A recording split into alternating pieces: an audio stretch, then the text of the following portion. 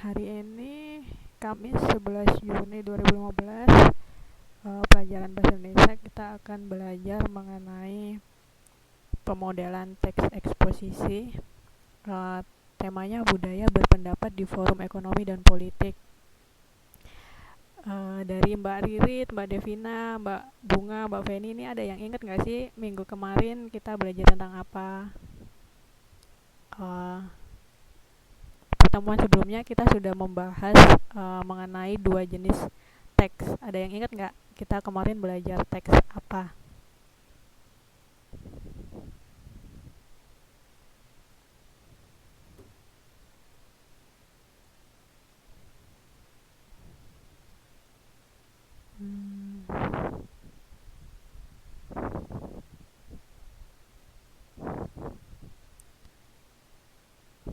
Ya, penyusunan kata. Kalau secara umumnya kemarin saya jelaskan tentang teks. Mbak Devina, teks Mbak. Apa yuk? Kita pertemuan kemarin sama sebelumnya saya jelasin tentang teks.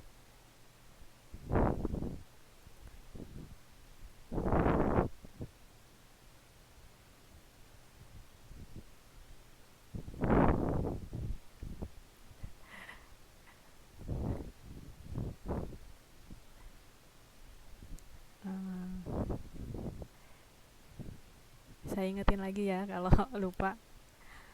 Jadi pertemuan sebelum-sebelumnya kita belajar mengenai teks laporan dan teks prosedur.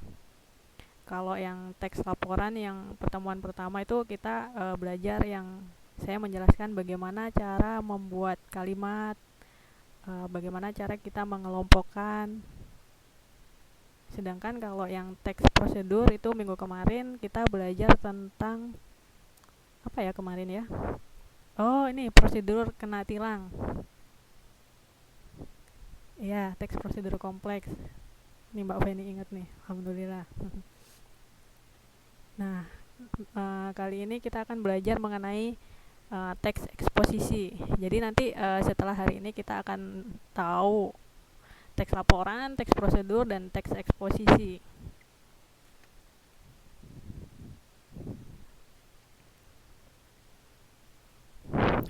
Ada puisi nih.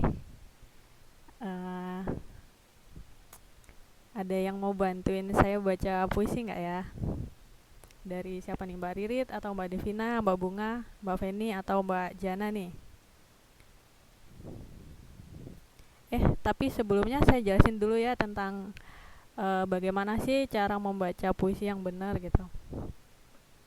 Nah, ini prinsip-prinsip membaca puisi. Ada berapa nih? 1, 2, 3. Ada 6. Ada 6 poin yang perlu diperhatikan saat kita membaca puisi. Yang pertama itu yang harus diperhatikan volume suara. Jadi ketika kita membaca puisi, suaranya harus jelas. Jangan terlalu kecil ataupun jangan terlalu keras. Kalau terlalu kecil nanti takutnya nggak kedengaran. Kalau terlalu keras nanti artinya bisa beda. Jadi ya yang sewajarnya.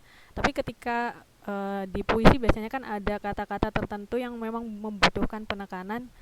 Itu emang kita harus dengan meninggikan suara. Terus poin yang kedua itu artikulasi suara atau artikulasi kata. Ini harus jelas. Jadi ketika kita membaca puisi harus jelas kata-katanya.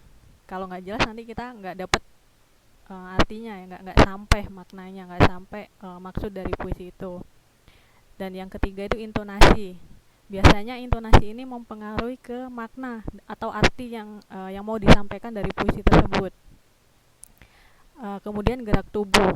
Nah, biasanya tapi gerak tubuh ini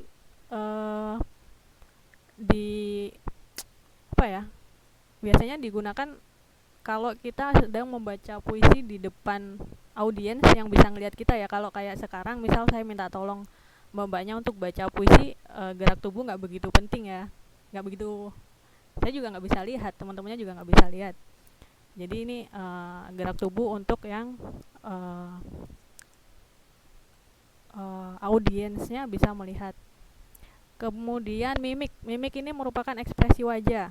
Jadi ketika kita membaca puisi, mimik ini juga sangat penting karena bisa dengan mimik kan kita bisa menyampaikan arti dari puisi atau menekankan suatu kata-kata tertentu. Dan kemudian pandangan. Nah, ini penting juga nih. Ketika kita mau baca puisi, terus kemudian kita membawa teks atau catatan puisinya. Biasanya kan ada puisi yang panjang dan kita susah untuk ngafal, kan biasanya ada yang bawa teks gitu ya. Nah, ini pandangan juga sangat penting. Kita juga nggak boleh fokus sama catatan kita, tapi kita juga harus membagi antara membaca catatan dengan menatap audiens kita, penonton kita. Jadi seperti komunikasi dua arah gitu ya. Kalau kita menatap catatan kita aja, nanti kita kayak membaca, seakan-akan nggak ada penonton nanti. Jadi ini prinsip-prinsip membaca puisi ada 1, 2, 3, 4, 5, 6 ya. Terus kira-kira ada yang mau bantuin saya baca puisi nggak ya?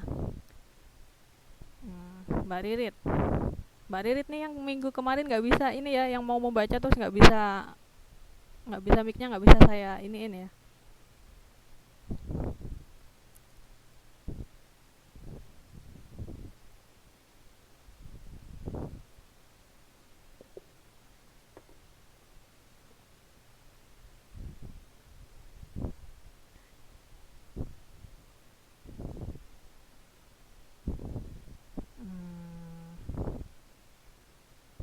Masa nggak ada yang bantu saya baca puisi nih?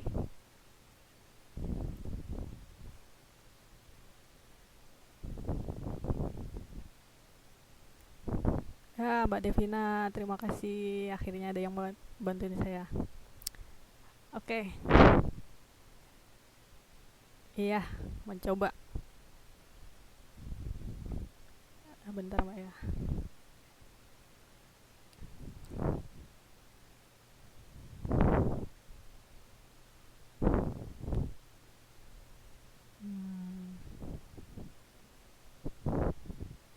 Kita tunggu nih, Mbak Devina mau bacain kita puisi. Mbak Devina? Halo?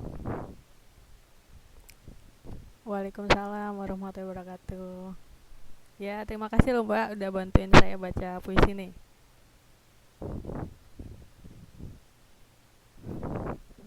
Iya, kan kita juga sama-sama belajar.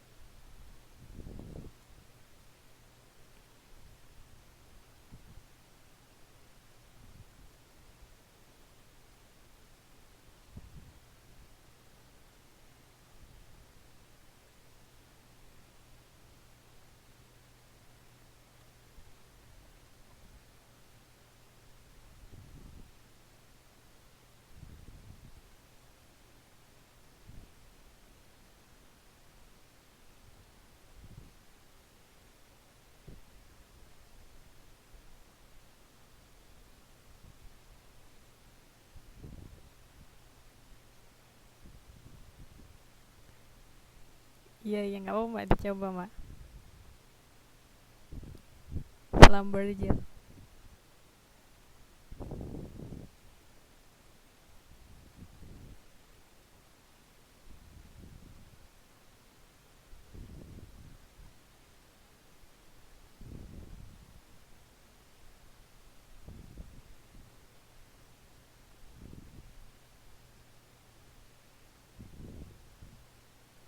Yeah. Terima kasih Mbak Devina. Ini iya Mbak Devina, ada yang mau disampaikan? Udah. Iya, makasih ya Mbak Devina. Ini gimana teman-teman yang lain udah tadi bisa dengar nggak ya? Gimana nih tanggapannya? Bagus banget nih Mbak Devina bacanya. Iya, pengayatannya bagus banget ya. Intonasinya juga. Mm-mm.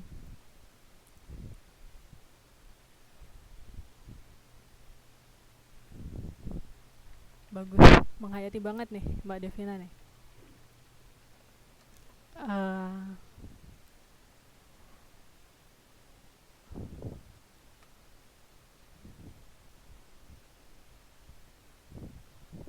eh, Suara saya bisa didengar ya nggak?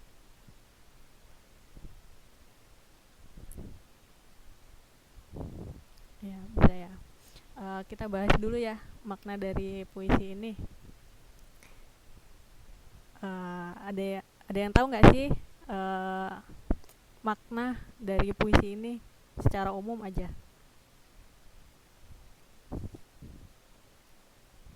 Tadi Mbak Devina bagus banget bacanya, menghayati banget intonasinya gitu ya.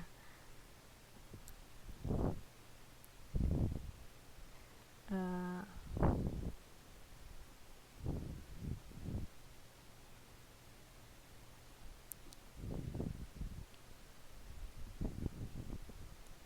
Iya, Mbak Devina bilang susahnya cari pekerjaan. Ada yang lain?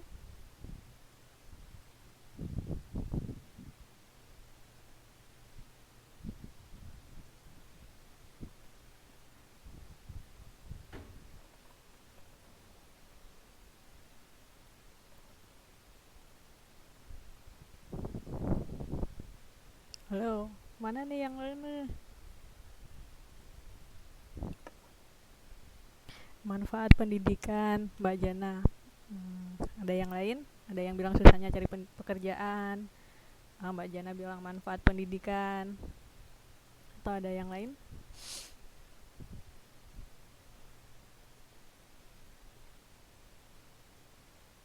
Nah, Mbak Ika jawabnya pelajar yang hanya bisa teori dan tak bisa praktek.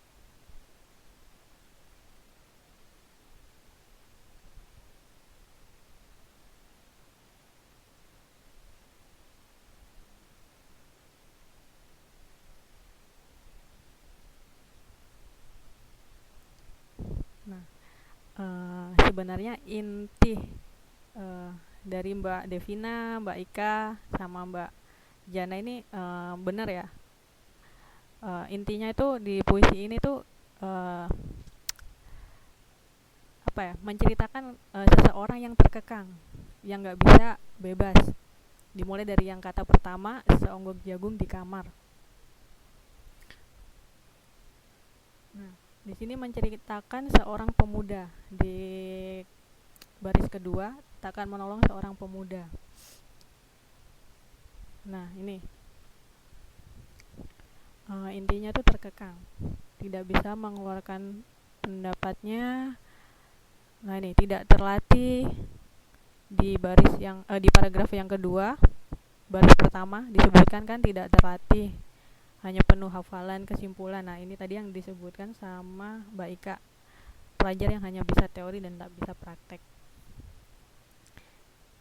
Nah, ini penting juga ya, kadang kita sekolah juga ada yang ngerasa nggak sih, kita pernah ada yang pernah ngerasa nggak sih kita sekolah buat apa sih gitu, kayak mbak-mbak nih capek-capek pulang kerja, ikut kelas sambil ngantuk-ngantuk nih, nahan ngantuk, ikut kelas, masuk ke kelas, tahu nggak sih apa sebenarnya fungsinya gitu, apa kita cuma belajar teori aja gitu, terus nggak tahu nanti penerapannya kayak apa gitu.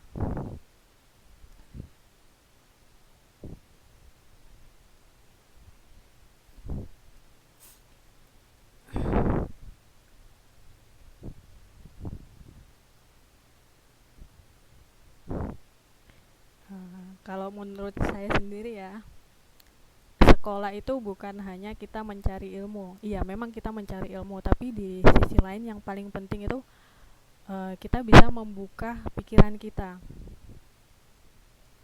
Bagaimana cara menghadapi orang, bagaimana tata cara berpendapat, berbicara. Nah, itu tuh. Uh, Selain kita dapat ilmu, juga kita dapat uh, cara bagaimana kita menghadapi orang, bagaimana kita menghadapi suatu situasi dengan ilmu yang kita punya. Nah, di sini ini kita tadi temanya tentang apa nih? Budaya berpendapat di forum ekonomi dan politik ya.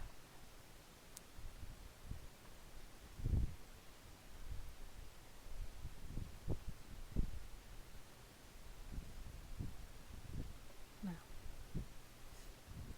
jadi inti dari puisi ini tuh terkekang. Seseorang yang terkekang tidak leluasa untuk melakukan sesuatu.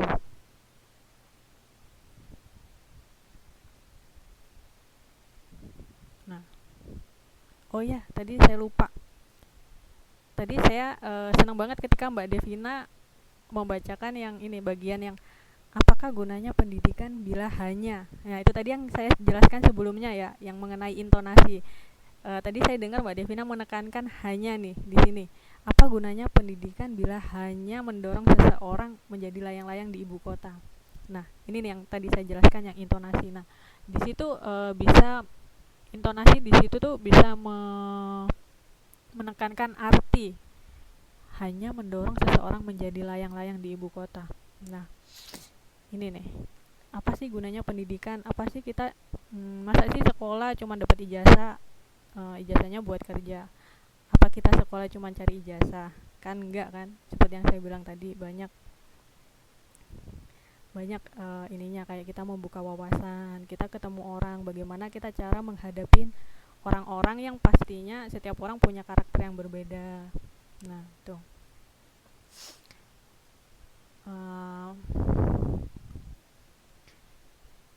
Ini tadi kan inti dari puisinya kan seseorang yang terkekang. Ada yang ngerasa terkekang nggak di sini, mbak-mbaknya? Baik dari lingkungan sosial, kerjaan, atau keluarga gitu.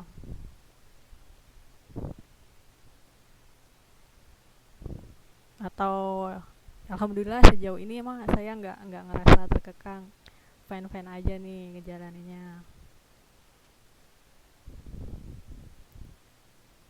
Atau ini merasa terkekang berpendapat nggak? Karena kita kan di sini bahasanya berpendapat di forum. Oh, Mbak Bunga nih pernah, Mbak Devina juga pernah. Dalam apa nih Mbak? Terkekangnya di apa? Di kerjaan atau di sosial?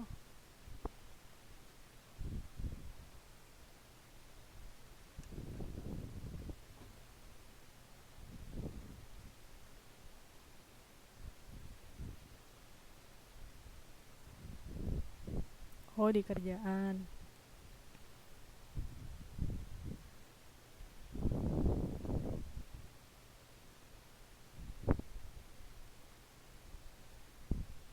Berarti pernah ngerasain ya terkekang. Kebebasannya itu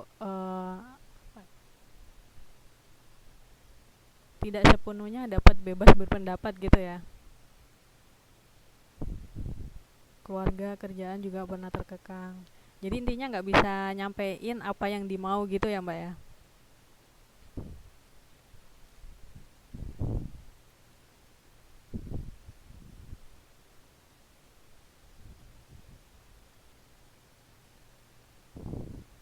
Hmm.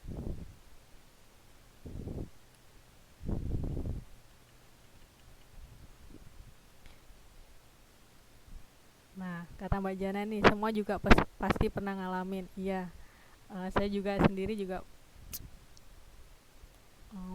pernah sih.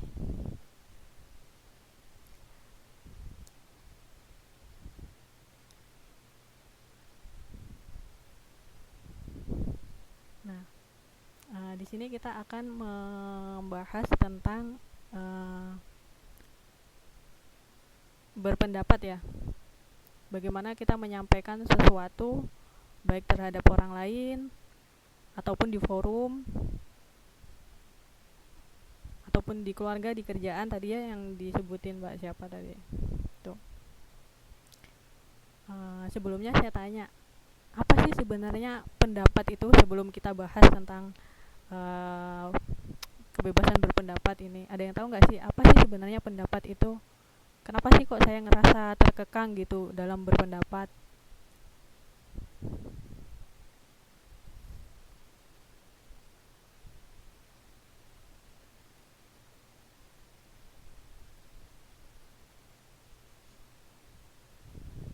Nah, uh, pendapat sendiri itu merupakan suatu perasaan, suatu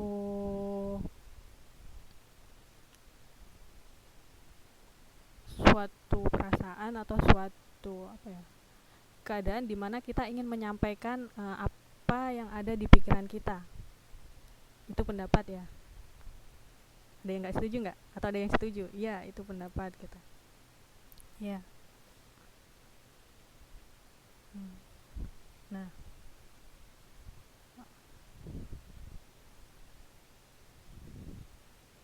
nah ini ada yang Mbak Ara bilang suatu ungkapan yang kita rasakan. Iya, itu pendapat. Intinya semua yang kita rasakan, yang kita pikirkan, yang mau kita sampaikan kepada orang lain, itu pendapat.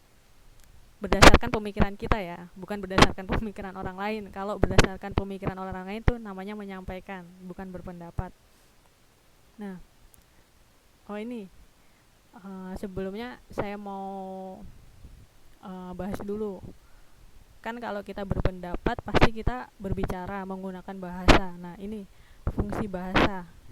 Pada intinya fungsi bahasa itu ada 4 macam. Yang pertama itu fungsi ekspresif, kedua deskriptif, fungsi sosial, dan yang terakhir fungsi tekstual. Nah, apa sih fungsi ekspresif itu?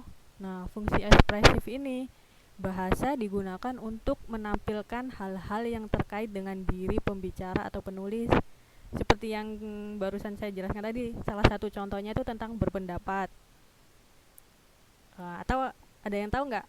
Atau ini ada yang tahu? Kira-kira selain berpendapat, apa ya contoh dari menampilkan hal-hal yang terkait dengan diri pembicara?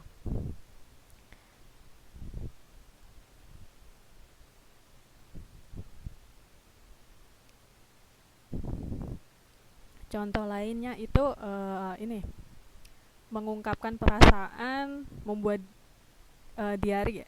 Ada yang suka menulis nggak tentang hari ini saya ngapain gitu? Pasti mbaknya seneng ya. Soalnya yang kapan hari, yang pertemuan sebelumnya, ini Mbak Ani nih, senang bikin diary nih.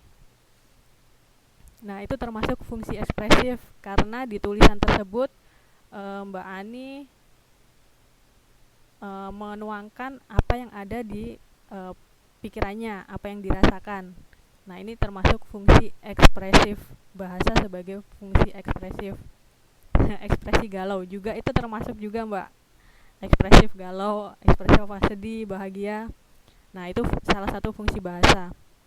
Kemudian yang kedua fungsi bahasa itu adalah deskriptif.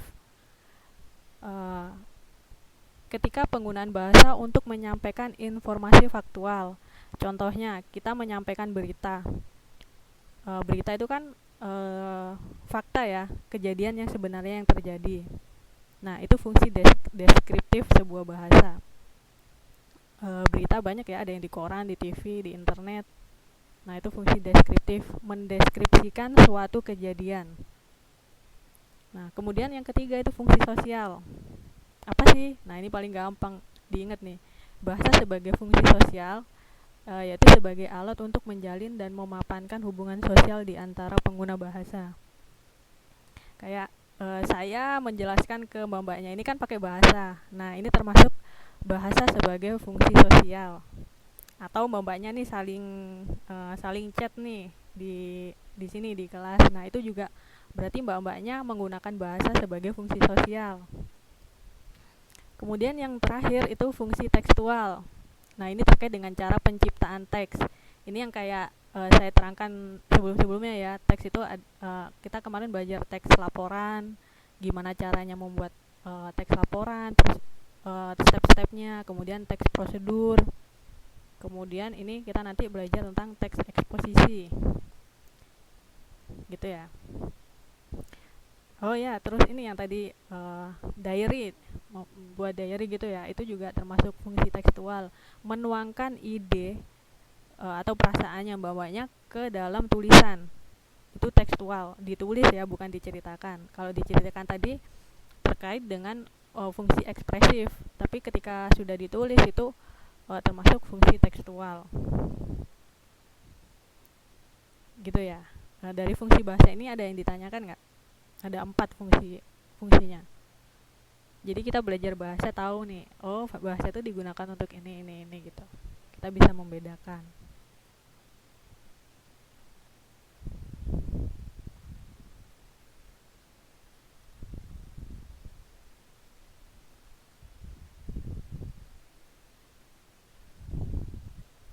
Nah, kalau nggak ada yang bertanya, saya lanjutkan ke pemodelan teks eksposisi ya. Apa sih teks eksposisi itu? Nah, di sini kita bisa baca ya di PPT saya nih. Teks eksposisi itu sebuah paragraf atau karangan yang terkandung sejumlah informasi dan pengetahuan yang disajikan secara singkat, padat, dan akurat.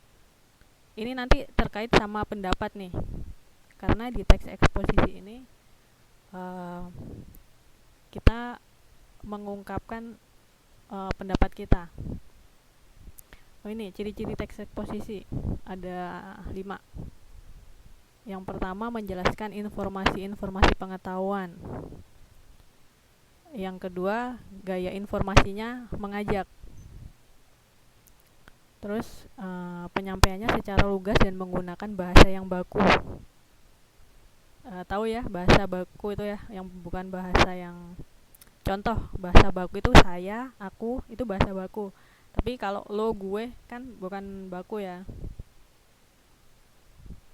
Pasti sudah bisa bedain nih. Terus yang keempat, cirinya itu tidak memihak. Meskipun di dalam teks eksposisi ini nantinya kita akan berpendapat, tapi tetap kita tidak boleh berpihak. Tidak boleh memaksakan kemauan penulis terhadap pembaca. Jadi kita harus tetap netral. Meskipun nanti kita dimintanya untuk memberikan pendapat. Kemudian yang terakhir, fakta dipakai sebagai alat kontribusi dan alat kontritasi. Ya. Jadi di dalam teks eksposisi ini nanti, ini kan nanti kita akan mengungkapkan tentang pendapat. Nah, gimana sih biar pendapat kita itu tidak dianggap sebagai hanya pendapat semata, tapi juga kita memiliki data-data ini sebagai alat kontribusi. Fakta dipakai sebagai alat kontribusi. Nanti kita menyebutkan ini loh faktanya. Nah, berdasarkan fakta ini kita punya pendapat seperti ini, seperti ini. Nah, itu caranya kalau kita mau berpendapat. Kemudian struktur teks eksposisi sendiri itu gimana sih? Intinya ada 3. Yang pertama itu pembukaan, yang kedua argumentasi, kemudian yang terakhir itu penegasan ulang. Jadi intinya di teks eksposisi ini nanti kita tuh menyampaikan pendapat. Ini nih bagi yang tadi yang bapaknya yang pernah ngerasa terkekang nih pendapatnya, boleh nih bikin teks eksposisi nih. Jadi tetap pendapatnya bisa disalurkan tapi melalui tulisan.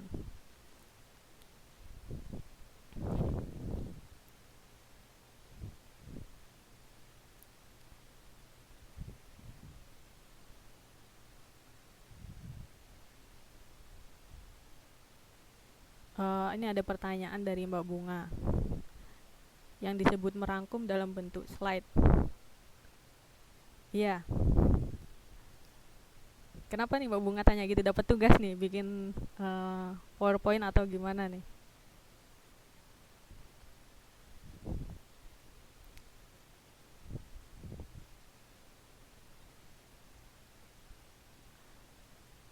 Oh ya, saya jelaskan ya. Sebentar nih Mbak.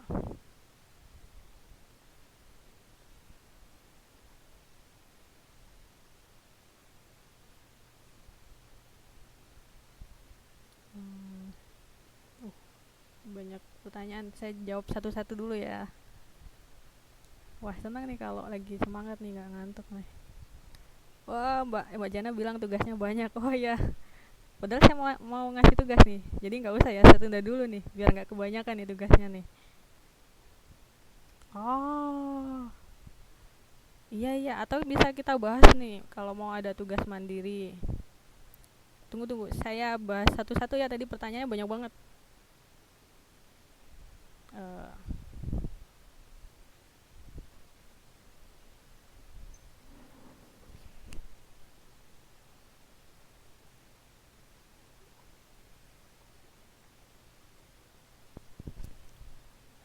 Mbak Ratna tadi ada tanya, kontritasi itu apa? Nah, kontritasi itu berasal dari kata konkret. Konkret itu konkret itu nyata. Jadi fakta itu kan nyata, benar-benar terjadi. Nah, itu arti dari kontritasi. Ini jarang dipakai ya kata-kata ini ya. Banyak yang dipakai itu kata fakta, aktual, konkret. Nah, itu sama artinya kontritasi.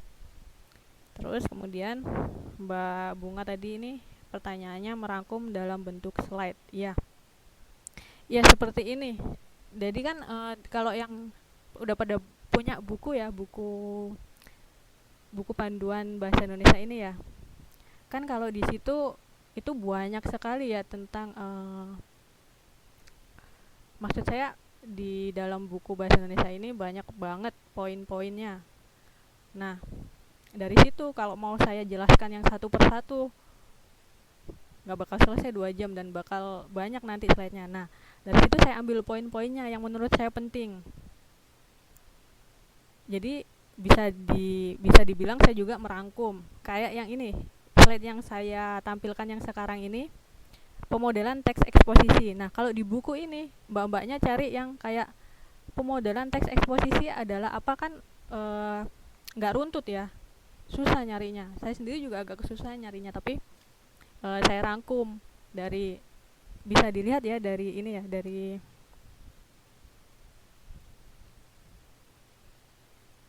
dari layarnya ya.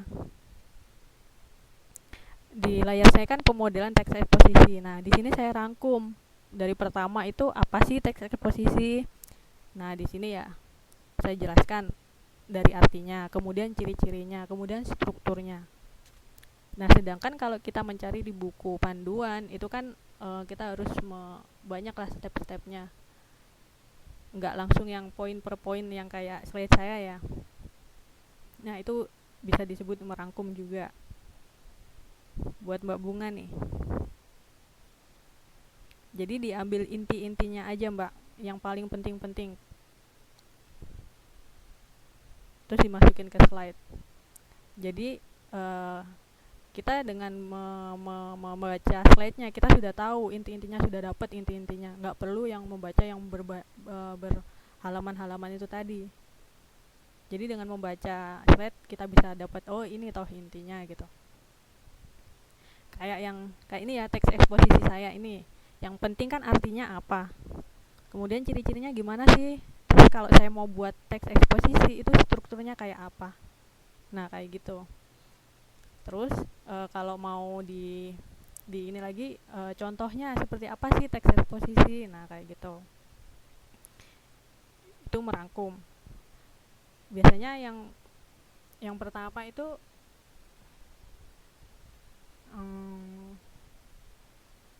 topiknya ya, topik paling penting tuh di slide pertama disebutin topiknya apa, terus artinya, ciri-cirinya gitu. Itu poin-poin yang paling penting. Jadi nggak perlu dimasukin semua, bakal banyak nanti slide-nya. Terus apa lagi nih? Oh, Mbak Devina minta catatan fungsi. Ini Mbak ya, fungsi bahasa tadi ya, yang ada 4.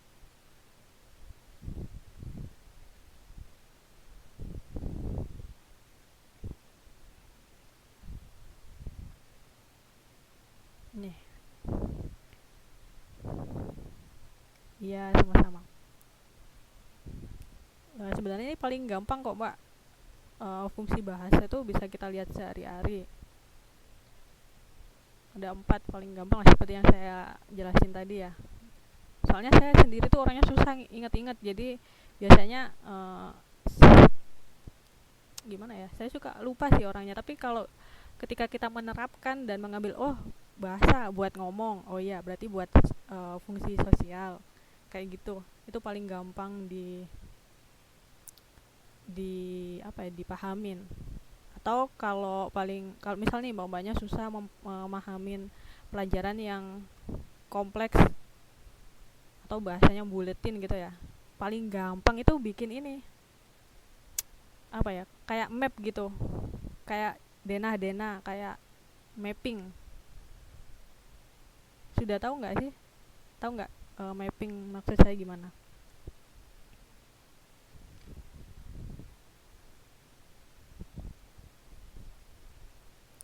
Oh, kalau tugas mandiri tuh biasanya kan satu kelompok ada satu ketuanya gitu ya.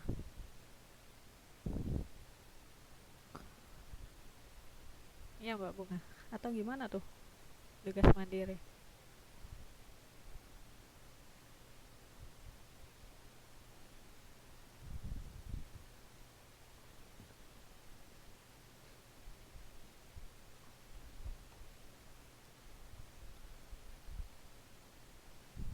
Tugas masing-masing gitu ya. Contohnya gimana tuh tugas masing-masing tuh? Tugasnya kayak disuruh bikin teks gitu atau gimana? Disuruh bikin artikel gitu?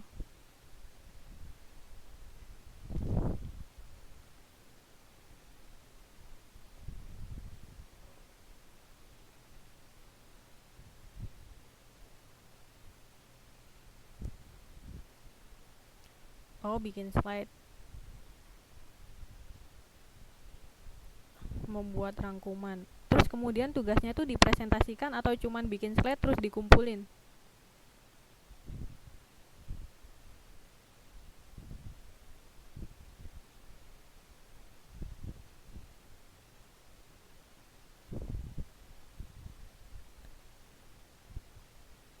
Bikin presentasi. Nanti itu nantinya tugas mandiri itu dipresentasikan gitu ya?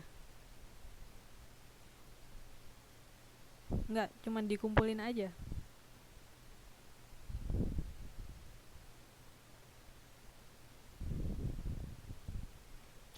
Sebenarnya gini sih paling gampang itu ya. Kenapa sih kok ada tugas mandiri kayak gitu, disuruh bikin slide, disuruh ngerangkum? Itu sebenarnya e, cuman pengen tahu sejauh mana sih mbak-mbaknya ini nangkep pelajaran yang udah didapat gitu. Udah dapat poin-poin apa aja nih gitu.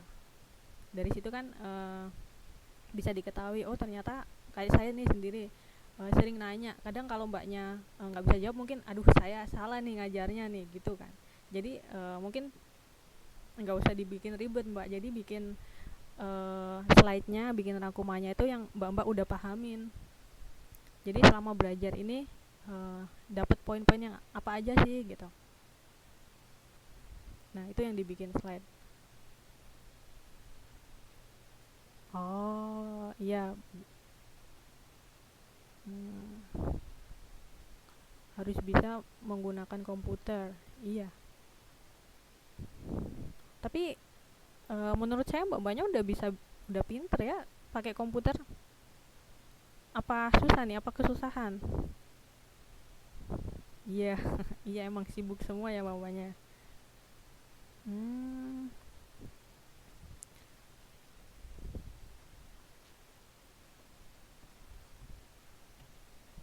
jadi tugas mandirinya itu intinya kita bikin slide merangkum ya mbak ya.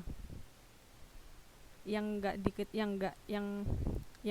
yang mbaknya masih bingung itu gimana cara merangkumnya atau materinya nih? Kalau materinya nanti berarti eh, selama ini nggak dengerin dong ininya, kita di kelas ngapain aja.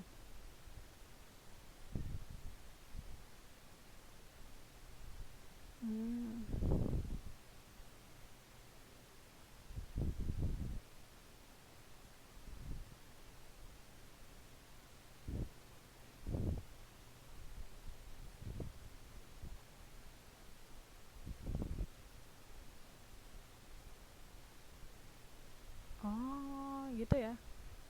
banyak banyak problem nih Mbak Manya nih. Gimana nih?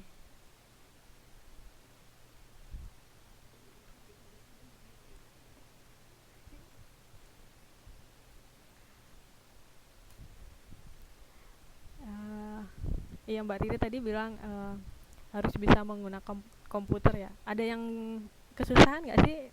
Gimana kesusahan menggunakan komputer?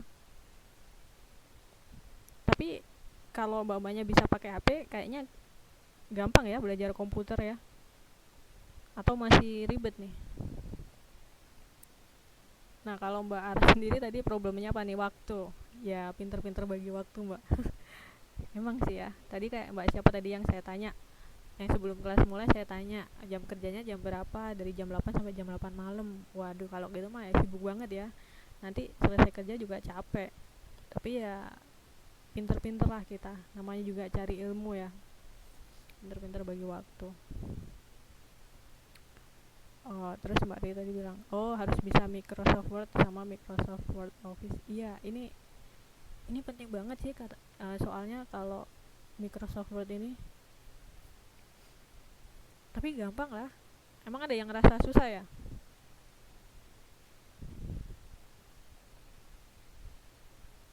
Oh, ini Mbak Ara bilang merangkumnya kan di buku elektronik itu. Maksudnya ini gimana? Merangkum dari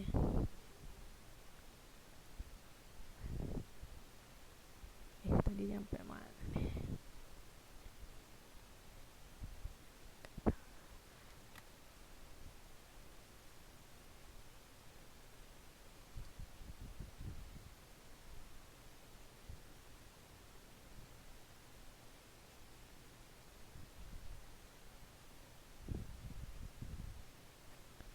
Hmm, dalam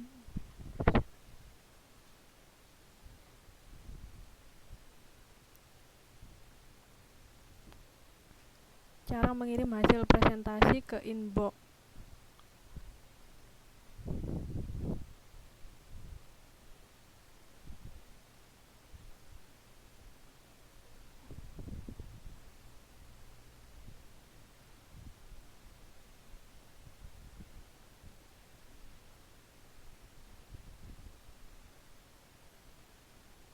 Hmm,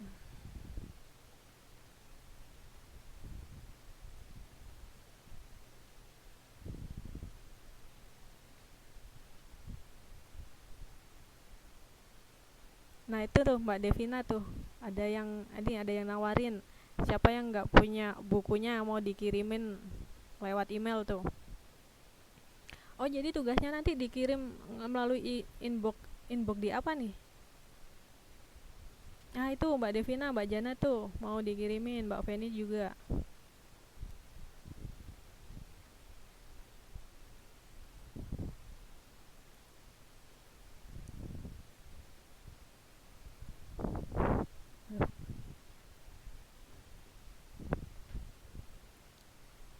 Oke, iya Mbak Karisma. Saya lanjutin ya pelajarannya ya. Enggak, nanti kan kan intinya kalau kita belajar kan sama-sama sharing ya. Saya juga nggak enak nih mbaknya juga dapat tugas terus nggak bisa kan, gimana ya jadinya. Kalau saya bisa saya bantu, kita share bareng-bareng lah gimana caranya. Tadi kan ada mbak mbak siapa tadi yang tanya gimana sih cara merangkum ya, saya terangin sedikit lah semampunya saya gitu ya. Kemudian saya lanjut nih, kita tadi belajar tentang pemodelan teks eksposisi. Nah di teks ini intinya kita menyalurkan pendapat. Udah tahu ya pendapat itu apa, tadi udah saya jelaskan ya, ungkapan dari pikiran kita, perasaan kita. Sebenarnya ada dua macam, pendapat sama fakta. Kalau pendapat itu menurut kita, tapi kalau fakta itu memang sesuai yang terjadi. Saya kasih contoh ya, contoh pendapat dan fakta biar bisa bedain deh.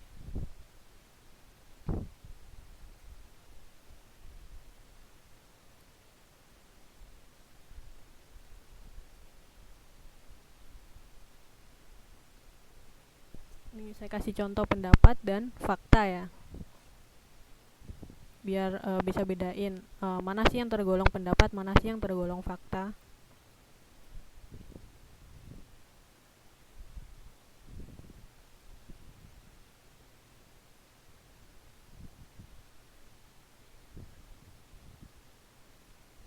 Nah, pendapat.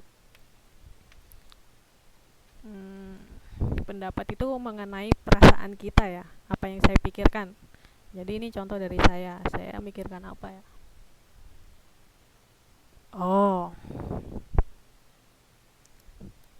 ini pendapat saya ya, saya tulis.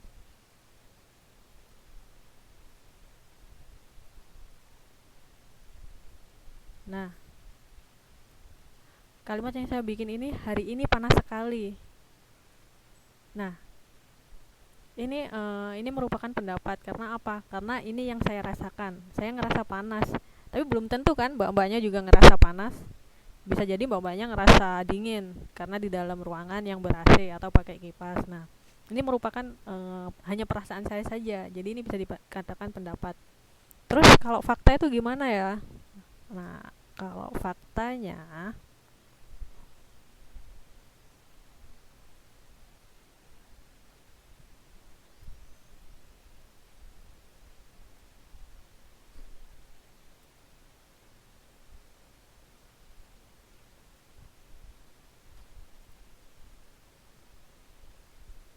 nah ini faktanya. Suhu hari ini mencapai 33 derajat Celcius. Fakta, entah panas ataupun dingin, tapi faktanya suhu hari ini tuh 33 derajat Celcius. Misal nih di sini di Taiwan nih. Faktanya suhu hari ini 33 derajat Celcius. Mungkin bagi saya, aduh, saya ngerasa panas sekali. Tapi belum tentu kayak mbak-mbaknya ngerasa, enggak kok, menurut saya enggak panas, biasa aja. Nah, itu yang membedakan fakta dan pendapat. Kalau pendapat itu hanya mengenai perasaan saya, belum tentu orang lain itu setuju atau belum tentu orang lain itu nggak setuju. Sedangkan kalau fakta itu memang sudah aktual, benar-benar terjadi. Kalau yang saya contohin kan suhu hari ini mencapai 33 derajat Celcius. Ya emang sudah aktualnya dengan nilai seperti itu, 33 derajat. Gitu ya.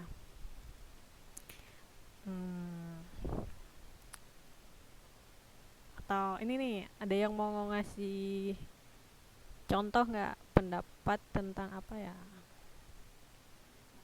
Paling gampang ini tadi yang kita bahas, pendapat tentang tugas mandiri. Ada yang mau ngasih contoh pendapat nggak?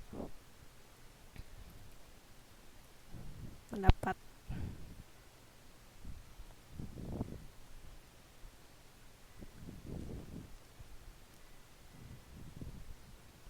Iya, Mbak Karisma bilang pendapat hanya ide, iya.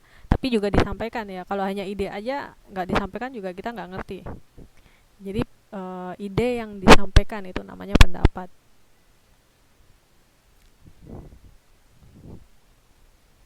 Ini Mbak Karisma bikin pendapat tugas mandiri sebaiknya dirangkum di slide. Sip. Itu termasuk pendapat ya, karena menurut Mbak Karisma. Kalau menurut saya,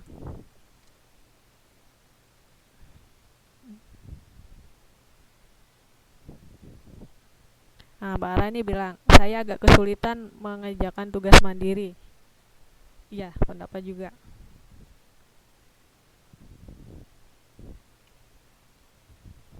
Terus faktanya apa dong? Berarti faktanya ini ya, saya tulis ya faktanya.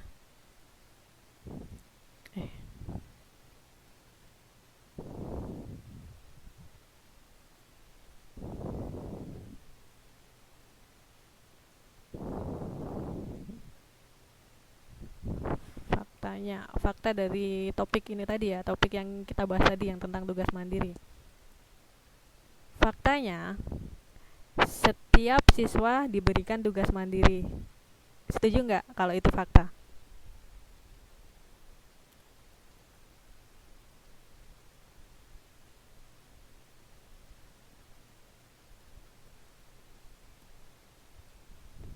Nah, setuju. Karena kalau fakta semua pasti setuju karena emang benar-benar terjadi ya. Tapi sedangkan pendapat itu belum tentu setuju. Pasti ada yang nggak setuju atau setuju. Nah, di situ. Nah, itu nanti. Nah, di sini pemodelan teks eksposisi. Oh, kata Mbak Karisma, faktanya tugas mandiri adalah untuk menambah nilai ujian nasional kita atau siswa. Iya, fakta ya itu ya. Oh, Mbak Devina bilang, faktanya tidak semua paham akan tugas mandiri tersebut. Itu fakta nggak ya? Ada yang setuju nggak? Ada yang nggak setuju nggak? Atau jangan-jangan, misal nih, Mbak Jana, nggak saya paham kok. Atau siapa? Mbak Feni, nggak saya paham. Jadi intinya fakta itu memang yang sudah benar-benar terjadi ya, yang tidak mungkin itu diperdebatkan lagi. Nah, ya itu pendapat karena bisa bisa disanggah intinya, bisa menyanggah. Saya setuju, saya nggak setuju gitu ya. Tapi kalau kenyataan itu paling gampangnya itu sudah terjadi gitu. Itu pasti. Mau nggak mau harus setuju. Kayak yang tadi saya bikin. Setiap siswa diberikan tugas mandiri. Iya, faktanya seperti itu. Nah, itu fakta. Jadi di dalam teks eksposisi ini nanti kita ada ini ya. Pasti ada pendapat. Kita mengungkapkan pendapat apa. Terus kemudian di struktur yang kedua itu argumentasi. Apa sih argumentasi itu? Nah, argumentasi sendiri ini tuh apa ya? Tanggapan. Ketika saya mengeluarkan pendapat, Mbaknya tadi kan menanggapi setuju sama nggak setuju. Oh, kayak ini tadi Mbak Devina tadi bilang ya. Faktanya tidak semua paham akan tugas mandiri tersebut. Nah, ini termasuk pendapat ya, Mbak ya. Karena ada yang setuju, ada yang enggak. Nah, argumentasinya Mbak tadi kan ada yang setuju, ada yang enggak gitu kan. Nah, itu termasuk argumentasi. Argumentasi itu intinya tanggapan, setuju atau tidaknya. Itu ya. Terus yang terakhir penegasan ulang mengenai argumentasi. Kenapa sih tadi mbaknya setuju, kenapa sih nggak setuju gitu ya.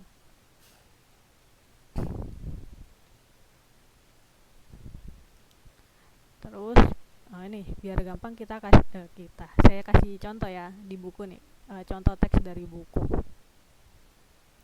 Oh, ini panjang nih teksnya, ada 8 paragraf. Mau bacain nggak mbaknya? Kalau mau bacain satu paragraf satu orang berarti ada 8 orang nih. Ayo biar nggak ngantuk nih.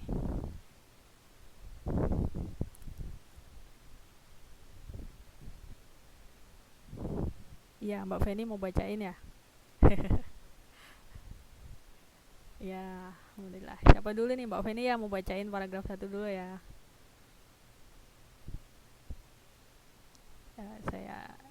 Kita tunggu nih.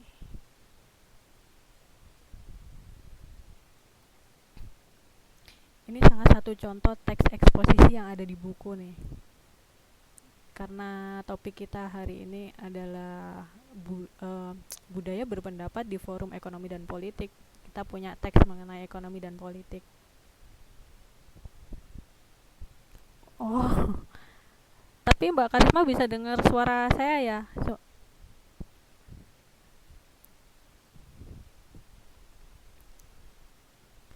Ayo Mbak Feni dibaca Mbak, yang paragraf 1. Selamat malam Mbak Feni.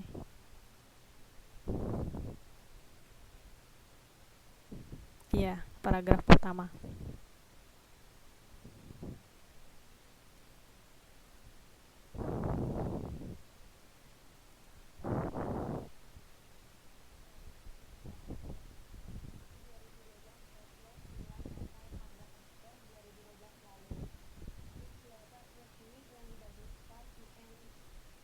Iya.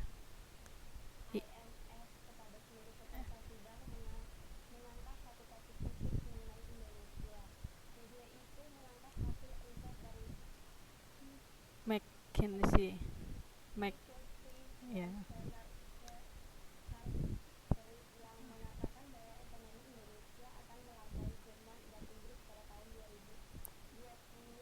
2030.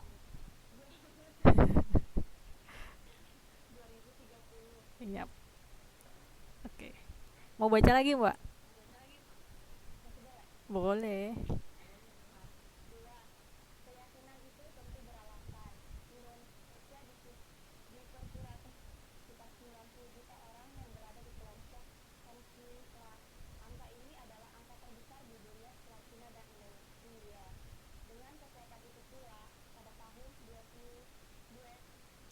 Dua ribu.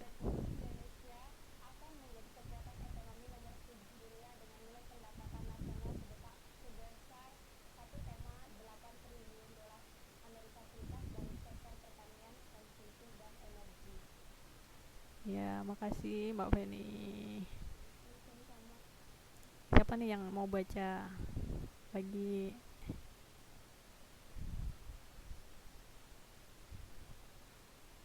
Mbak Ara mau baca? Oke. Makanya nih.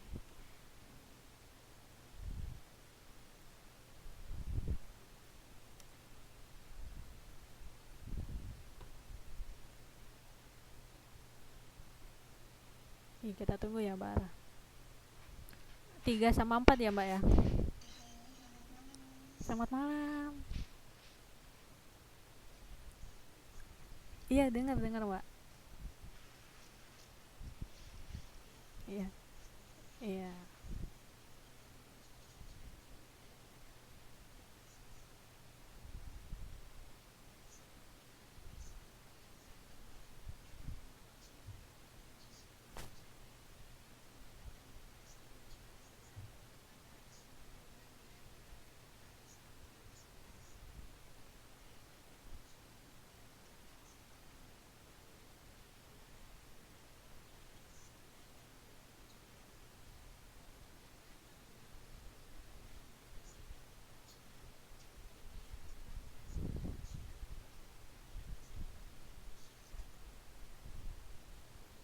Iya.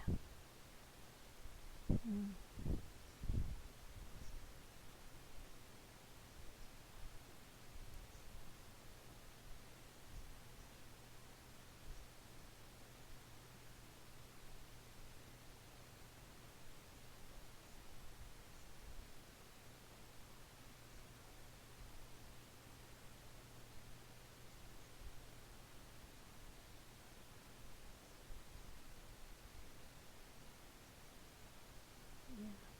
Iya, terima kasih Mbak Ara. Siapa lagi? Ada yang mau bantuin setelah Mbak Ara nih? Paragraf 5 sama 6. Mbak Ani.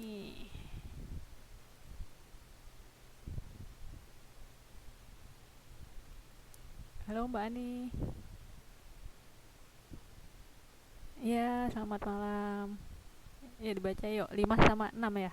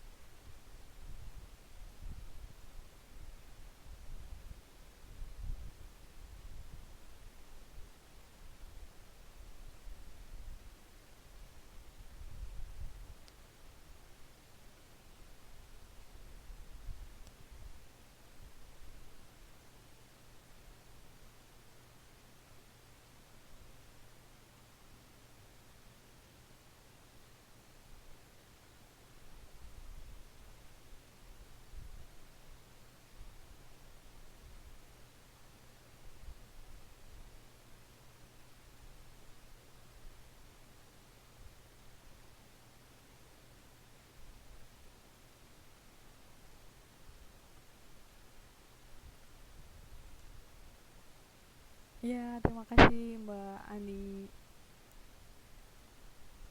Siapa lagi tadi? Mbak Ratna ya? Mbak Ratna mau bantuin baca nih.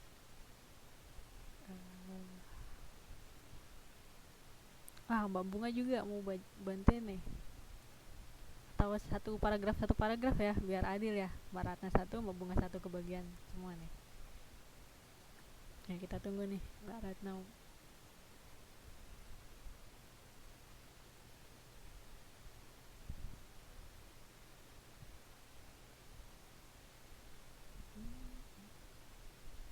Halo Mbak Ratna. Iya, iya dengar Mbak, jelas Mbak. Iya, iya,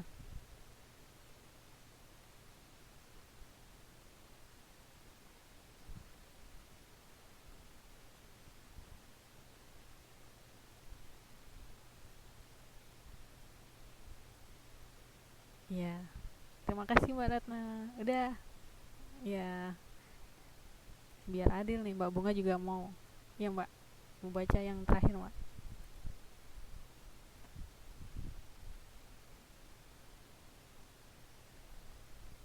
Halo Mbak Bunga.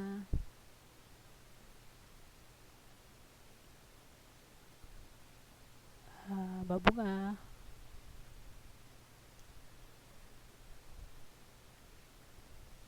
Iya, selamat malam. Iya,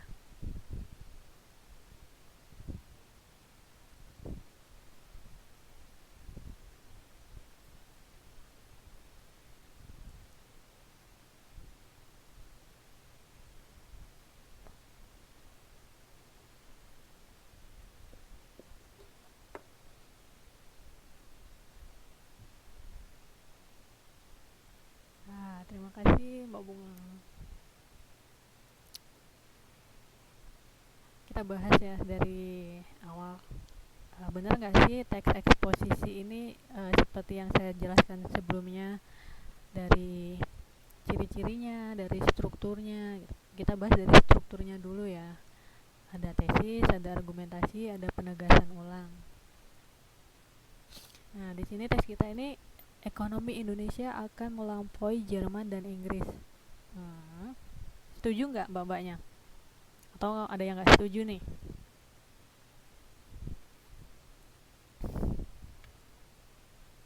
Ekonomi Indonesia akan melampaui Jerman dan Inggris. Wah, Mbak Jana setuju, Mbak Karisma setuju. Ada yang nggak setuju nggak? Wah, setuju nih. Wah, kebanyakan setuju ya.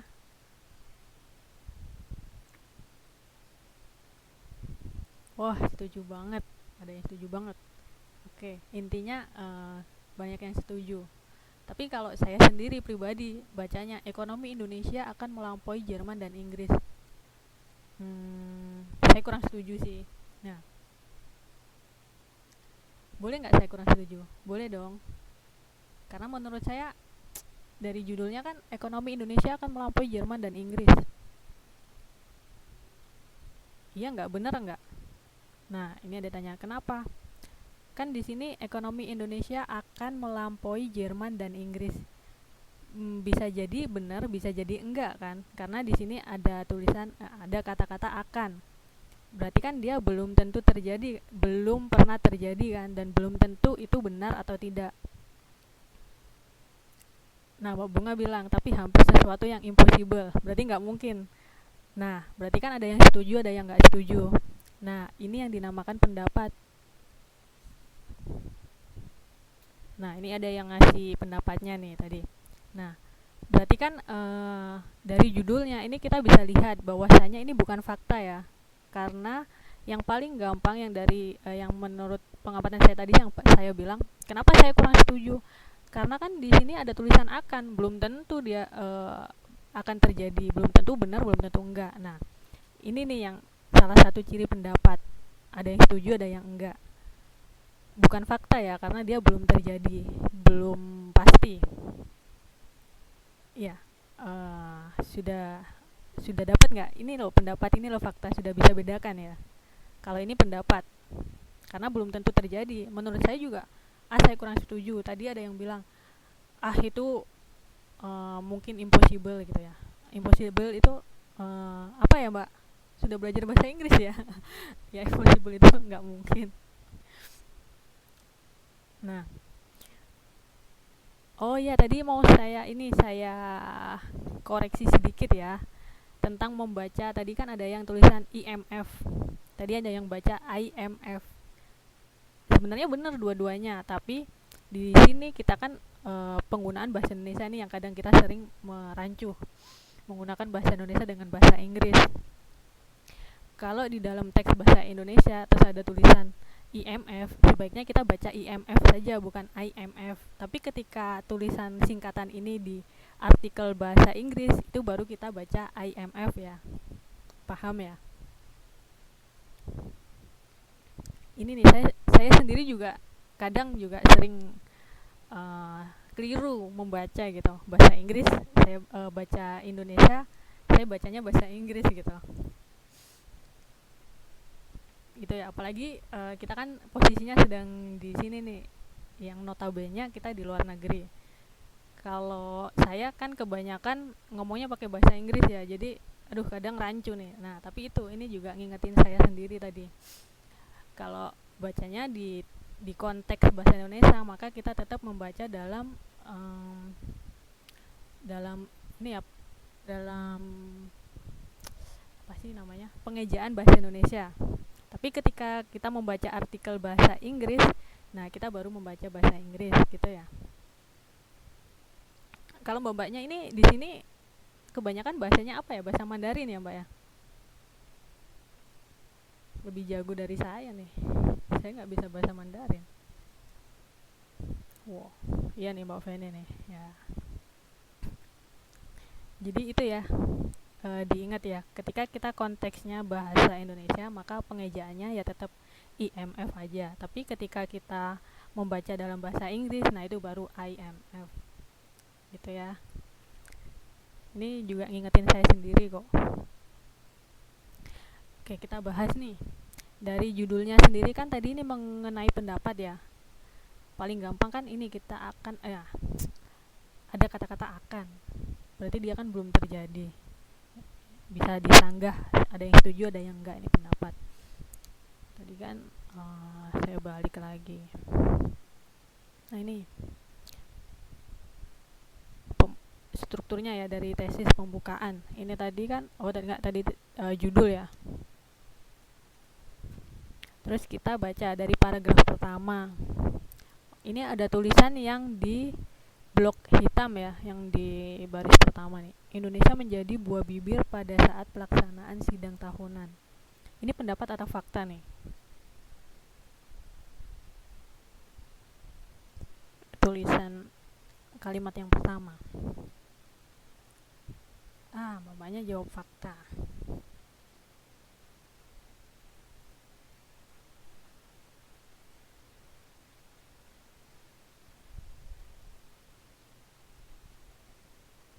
Ada kebanyakan jawab fakta ya.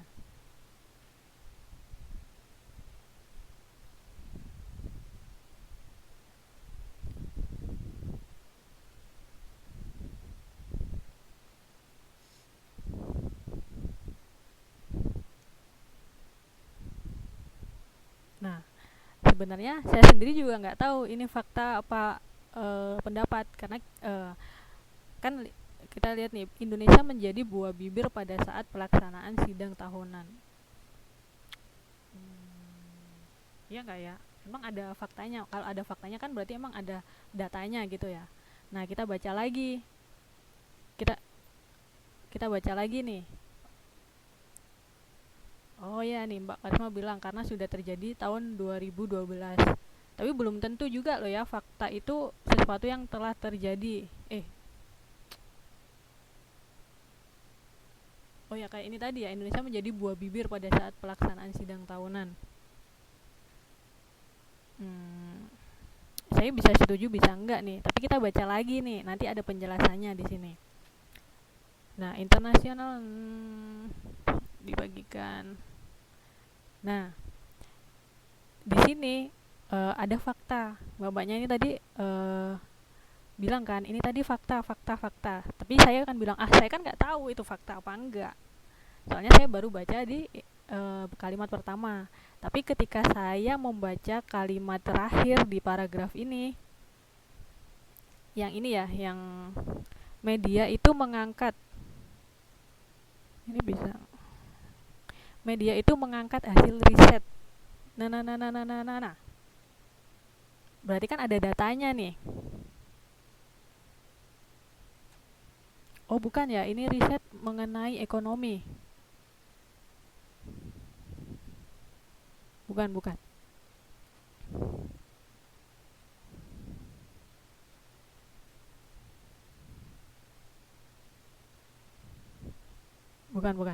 Nah ini, Indonesia menjadi buah bibir.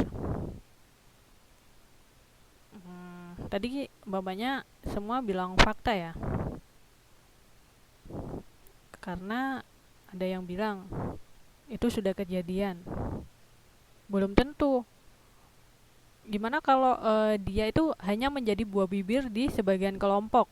Misal, di situ kan biasanya kalau di forum internasional kan dia dihadiri oleh beberapa banyak negara. Apakah ini jangan-jangan ini buah bibir di suatu kelompok tertentu, misalnya di kelompok negara Eropa atau Asia, gitu kan? Oh ini ada yang jawab, kan ada waktu kejadiannya bu, belum tentu.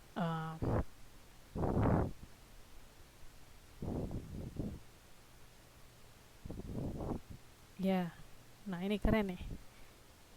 Kita bisa berargumentasi nih di sini nih, ada yang setuju ada yang enggak ya.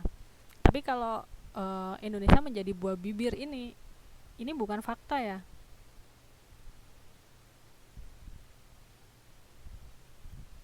Kan nggak ada di situ nggak ada data dari sekian dari sekian negara yang hadir 90% membicarakan tentang Indonesia. Nggak ada gitu ya.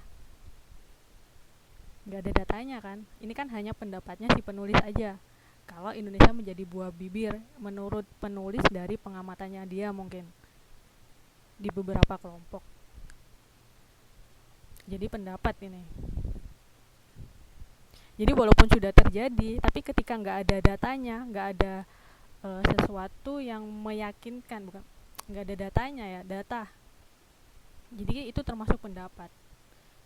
Ini bisa menjadi fakta ketika seperti ini, Indonesia menjadi buah bibir pada saat pelaksanaan sidang tahunan internasional titik-titik-titik berdasarkan data yang diambil dari titik-titik 90% negara yang hadir membicarakan perkembangan Indonesia. Nah, itu ada datanya ya.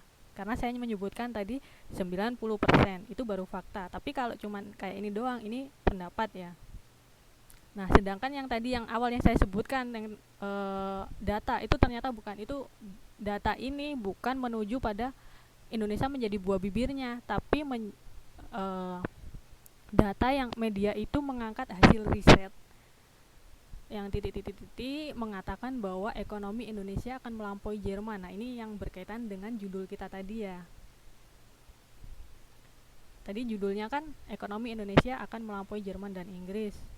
Kan kita setuju ya kalau itu pendapat, karena saya nggak setuju tapi mamanya setuju, tapi ada juga yang nggak setuju.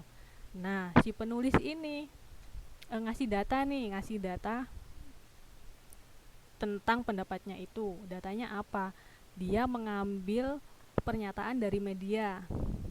Disebutkan media itu hasil riset atau penelitian ya dari McKinsey, ini orang yang meneliti, dan Standard Chartered, ini perusahaan ya yang mengatakan bahwa ekonomi Indonesia akan melampaui Jerman dan Inggris. Itu suatu kalimat itu digunakan oleh penulis untuk mendukung pendapatnya mengenai ekonomi Indonesia. Setuju nggak? Atau ada yang ditanyakan, aduh Miss saya bingung nih gitu. Gimana nih? Bingungnya di mana? Atau saya yang terlalu buletin yang jelasinnya nih?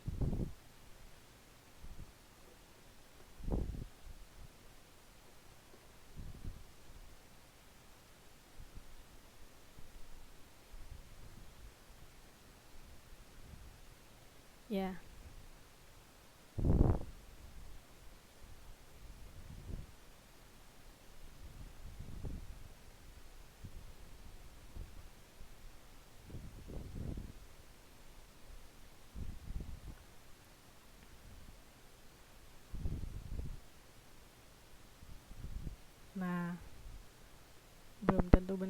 kan dan tahun.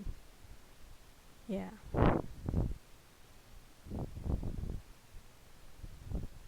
Ya, jadi saya kelompokkan lagi ya.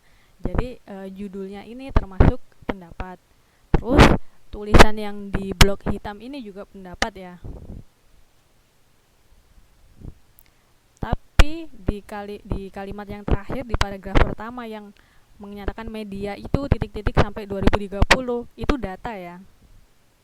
Data dari hasil penelitiannya McKinsey dan ini perusahaan ini mengenai Indonesia. Nah, di sini nih saya mulai agak iya ya. Yang tadi awalnya saya kurang setuju dengan judulnya tadi, saya sekarang ngerasa oh iya ya, dengan adanya data ini, dia kan sudah melakukan riset kan si McKinsey ini. Saya mulai agak menerima nih, oh bisa jadi ini benar. Ya enggak? Kenapa sih saya kok pikirannya kayak gitu? Awalnya tadi nggak setuju dengan judulnya. Karena ini data. Data itu emang dia sudah mengambil data ya, benar-benar penelitian. Bukan hanya dari omongan, tapi dia memang meneliti nih. Yang di kalimat terakhir ya, media itu bla bla sampai 2030 itu penelitian. Jadi di sini agak meyakinkan tentang pendapatnya penulis ini tentang ekonomi Indonesia akan melampaui Jerman dan Inggris.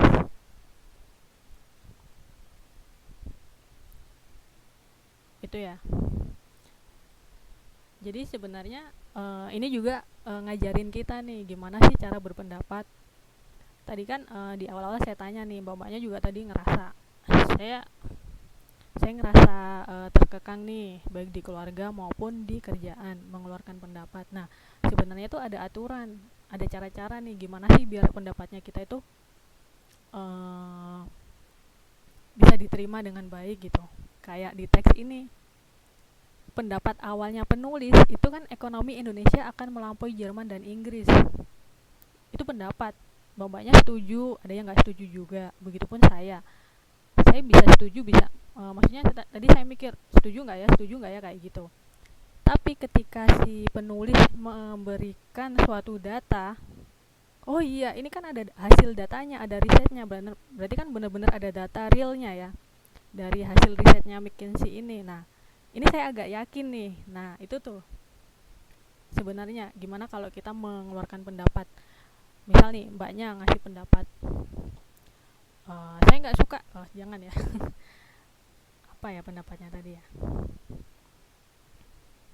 Oh ini, misal nih ya, ngasih pendapat tentang tugas mandiri itu menyulitkan.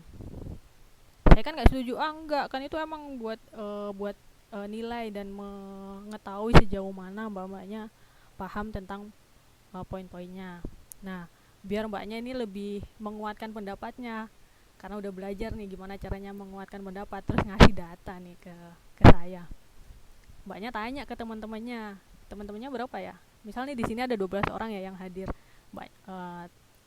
Terus bikinlah kayak pertanyaan, satu orang ditanya satu semua.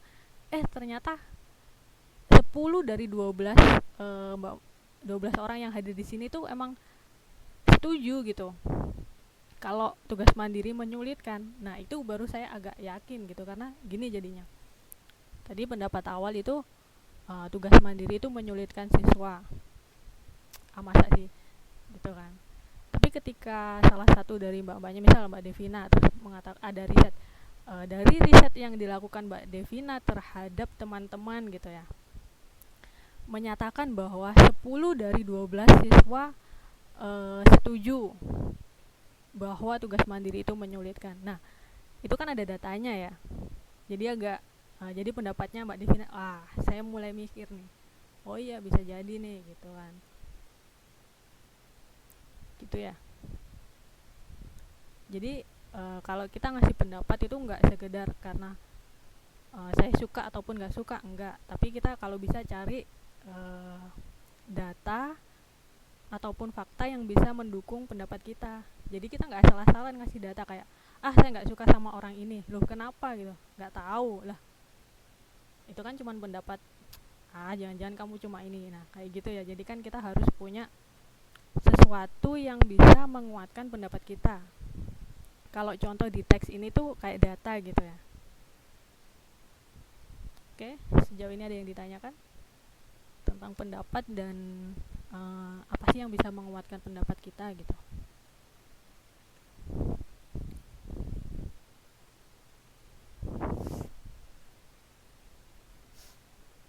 Terus kita bahas untuk paragraf kedua ya. Nah,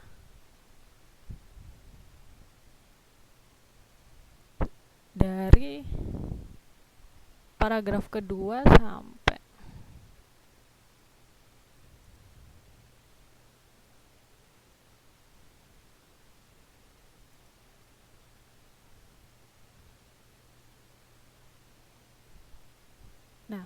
setelah paragraf pertama, kan paragraf pertama ini merupakan pendapat ya, topiknya gitu. Nih, dari struktur teks eksposisi tadi, yang paragraf pertama itu merupakan pembukaan tesis. Karena dia melemparkan sebuah pendapat yang kita di sini, saya dan mbaknya bisa setuju ataupun enggak ya. Itu pembukaan tesisnya. Jadi apa sih sebenarnya isi tesis atau pembukaan di teks eksposisi ini? Isinya itu pendapat kita. Pendapat yang bisa saja orang setuju ataupun enggak. Nah, biasanya di paragraf pertama ini atau di pembukaan ini kita apa ya namanya? Kita ikut sertakan sebuah data untuk menguatkan pendapat kita. Nah, setelah tesis atau pembukaan ini tadi, baru ini argumentasinya kita setuju apa enggak di paragraf kedua dan seterusnya ya. Nah, ini keyakinan itu tentu beralasan lah. Dia ini berargumentasi, berarti kan dia setuju ya bahwa ekonomi Indonesia ini akan melampaui Jerman dan Inggris. Nih, ada Indonesia diperkirakan memiliki sekitar 90 juta orang. Nah,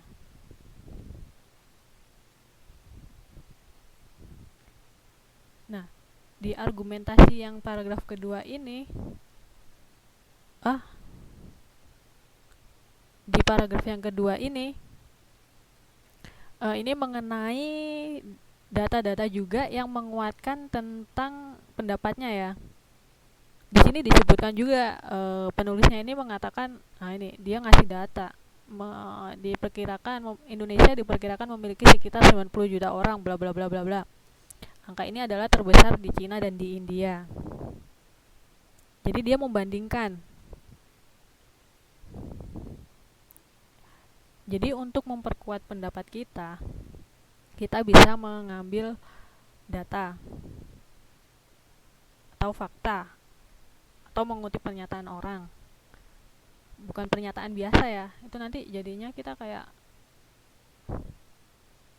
apa ya, kalau mengutip pernyataan orang yang kayak di sini tadi kan mengutip pertanyaan dari orang yang melakukan penelitian gitu ya. Jadi memang benar-benar aktual itu. Nah, terus kemudian di paragraf ketiga dan keempat ini dia itu juga berargumentasi ya. Berargumentasi itu tanggapan tadi ya, yang setuju, karena dia kan setuju pada bahwasanya ekonomi Indonesia akan melampaui Jerman dan Inggris. Kemudian dia ngasih alasan. Ini paragraf ketiga dan keempat ini alasan-alasannya. Dia menyebutkan bahwasanya laju transformasi ini pesat. Nah, dia memberikan data-data juga. Contohnya datanya ini berada pada posisi 16 di dunia. Ada angka-angkanya juga. Nah, ini merupakan data-data untuk menguatkan pendapatnya. Terus paragraf keempat juga sama.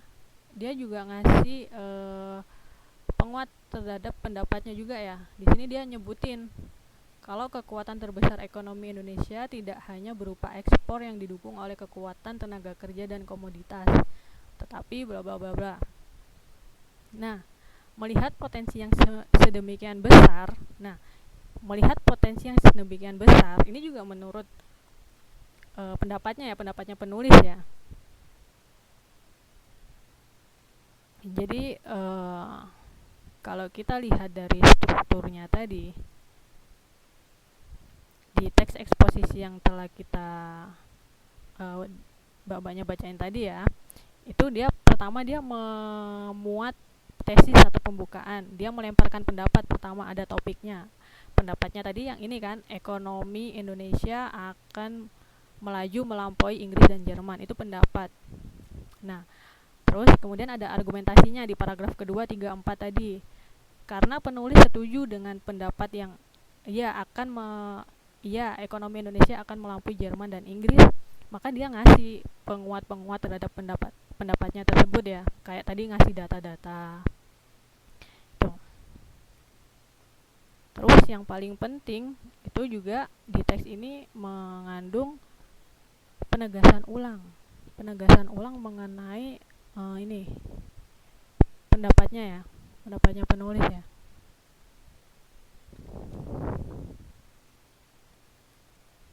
Nah, ini. Jadi paragraf pertama ini mengenai pendapat. Di kalimat terakhir dia memiliki data yang bisa menguatkan pendapatnya karena dia memang setuju ya dengan ekonomi Indonesia akan melampaui Jerman. Terus kita cari penegasan ulang.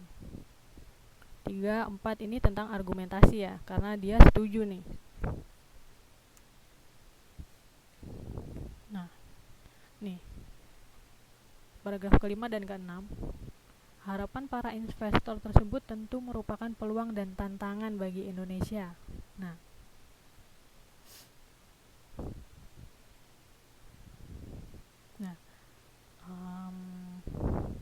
di sini juga ada kata-kata nih di sini di sisi lain, pembenahan di sektor real dan infrastruktur perlu terus dilakukan secara serius guna mendukung arah untuk menjadikan ekonomi Indonesia yang terbesar di Asia Tenggara.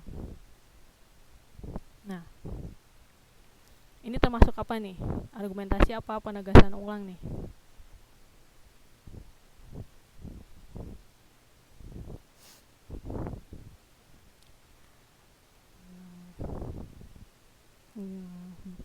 Jangan-jangan saya ditinggal tidur nih. Enggak kan? Mbak Jana nih bilang penegasan.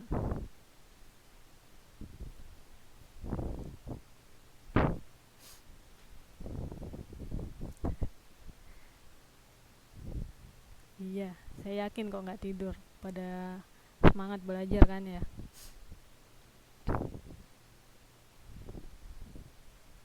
Nah, terus kemudian 6 ini, paragraf ke-6, saat ini pertumbuhan ekonomi Indonesia yang berada pada kisaran 5% hingga 6%. Nah,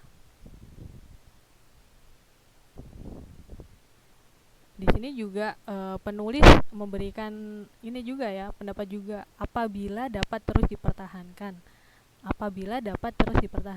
Ini juga ya, sebuah apa ya bahasanya, saran gitu ya, apabila dapat terus dipertahankan. Nah, ini juga dia ngasih ini angka-angka. Ini juga untuk tujuannya untuk menguatkan pendapat. Nah, ini di paragraf ke-7 sama 8. Berbagai perkembangan dari sidang akbar IMF di Tokyo pekan lalu kembali mengingatkan kita tentang ini termasuk penegasan ulang ya. Menegaskan ulang tentang pendapatnya si penulis bahwasanya ekonomi Indonesia ini akan melaju melampaui Jerman dan Inggris. Sama juga di paragraf ke-8.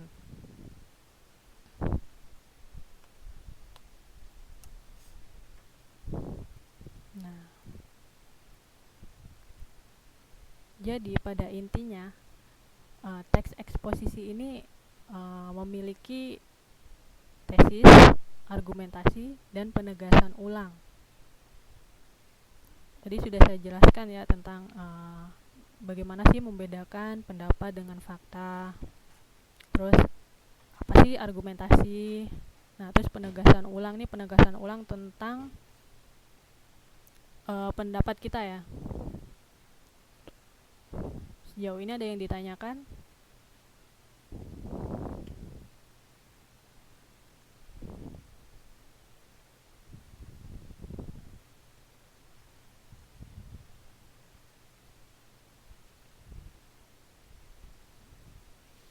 Ya, alhamdulillah paham ya.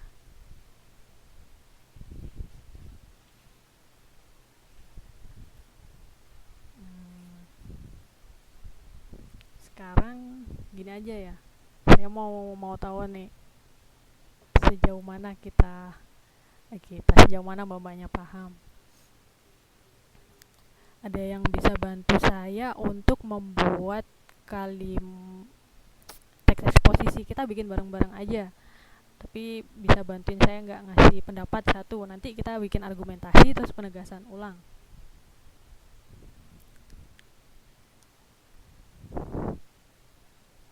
Tadi kan sudah saya jelaskan ya, pendapat sama fakta, terserah deh topiknya apa aja, atau saya aja yang bikin pendapatnya terus bapaknya ngasih argumentasi ya, setuju karena apa, terus kemudian nggak setuju karena apa gitu ya, biar ini. Nanti jangan-jangan saya sudah ngomong panjang lebar, aduh banyak nggak ngerti.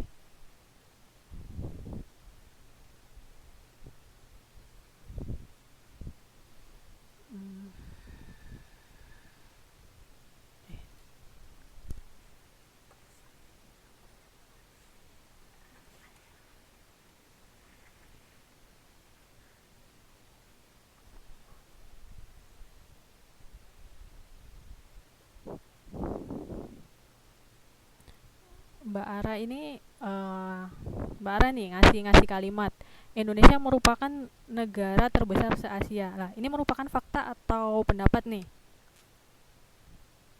Bisa ya ini jadi topik ya? Ya. Nah,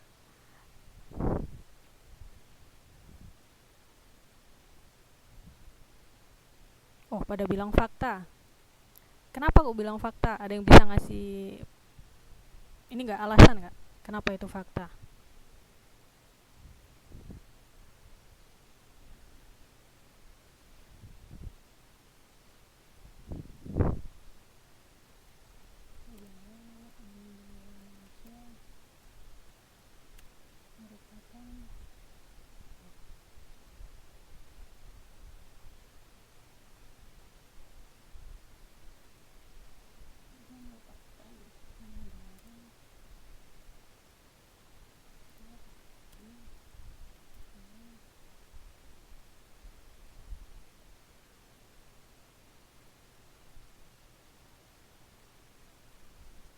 Nah, ini nih kalimatnya. Indonesia merupakan negara terbesar se-Asia. Ini merupakan pembukaan ya, tesisnya ya, Indonesia merupakan negara terbesar se-Asia. Ada yang setuju, ada yang enggak. Ini saya baca dulu nih. Ada yang bilang fakta, ada yang bilang pendapat. Nah, kita jelasin. Ini ada yang dijelasin. Karena Indonesia memiliki banyak provinsi. Ya gitu. Nah, Mbak Bunga bilang itu pendapat karena tidak ada data akuratnya. Oke. Nah, gimana nih, ini pendapat atau fakta? Sejauh ini pendapat ya, karena memang kita nggak tahu, benar nih Mbak Bunga, karena kita nggak tahu data akuratnya seperti apa. Kemudian kita jabarkan di argumentasi ini.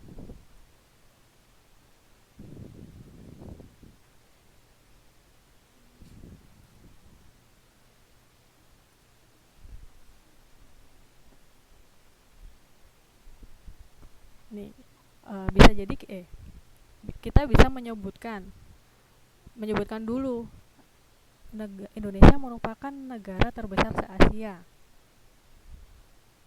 Ini paling gampang kita untuk menguatkan pendapat ini, kita cari data. Berapa sih luasnya Indonesia ini? Atau Asia ini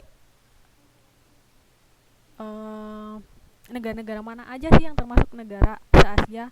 Se-Asia itu gede banget loh ya, bukan se-Asia Tenggara aja ya. Tadi ya, benar nggak sih kalimatnya Mbak? Mbak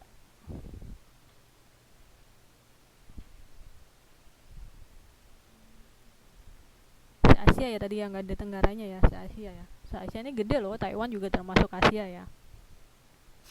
Tapi Taiwan lebih lebih lebih kecil. Nah, untuk bagi yang setuju, kita bisa sebenarnya ini pendapat karena apa, terbesar ini terbesar dalam hal apa? Terbesar dalam hal luasnya, ekonominya, atau bidang apa gitu. Kan ini belum spesifik ya. Nah, ini Mbak Jana bilang pulaunya terbanyak. Nah, itu bisa berarti termasuk apa ya? Luas ya.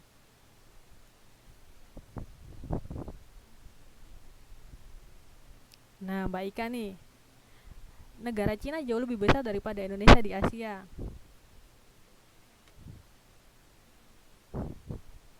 Terus apa lagi nih?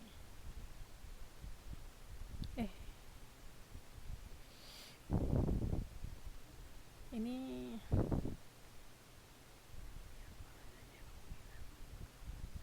Nah, ini udah pada pinter nih. Indonesia merupakan negara terbesar se-Asia. Pendapat ya, karena tadi disebutkan nih sama mbaknya ada penjelasan. Mungkin se-Asia Tenggara.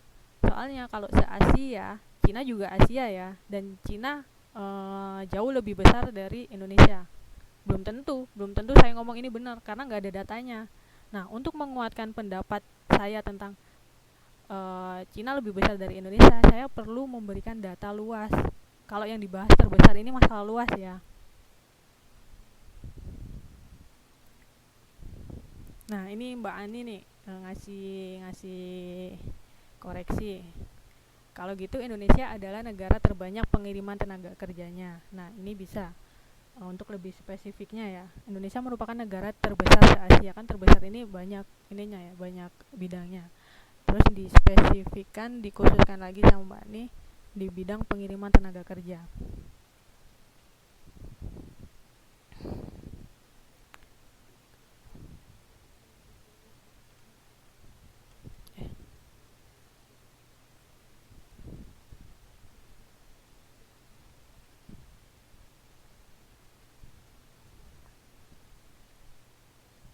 Indonesia merupakan negara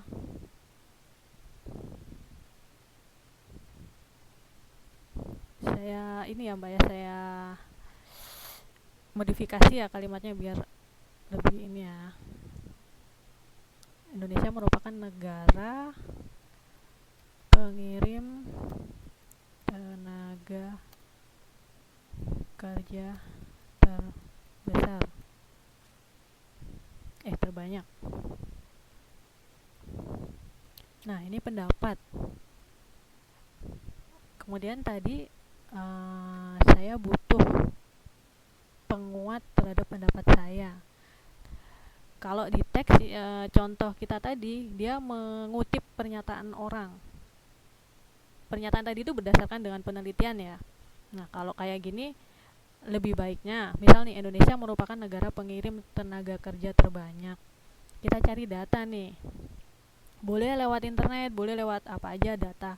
Berapa sih jumlah total tenaga kerja yang dikirim oleh Indonesia total ya, baik ke Taiwan, ke Arab, ke Malaysia, kemana-mana, per tahunnya itu berapa.